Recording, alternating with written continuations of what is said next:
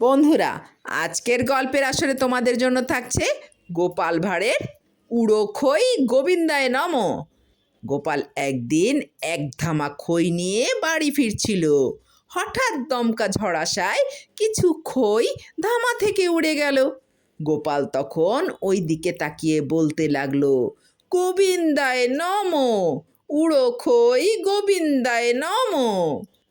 পাশ থেকে এক ভদ্রলোক গোপালের কাণ্ড কারখানা দেখে বললে, খোকা, তোমার যা বুদ্ধি দেখছি, তোমাকে যদি এখানকার মাটিতে পুঁতে ফেলা হয়, তুমি আর এক জায়গায় মাটি ফুঁড়ে বেরুবে, এতে কোনো সন্দেহ নেই।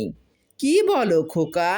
গোপাল সঙ্গে সঙ্গে উত্তর দিল, গোবিন্দর যেমন ইচ্ছা, তার ওই ইচ্ছায় তিনি ধামার খই উড়িয়ে সেবা গ্রহণ করেন।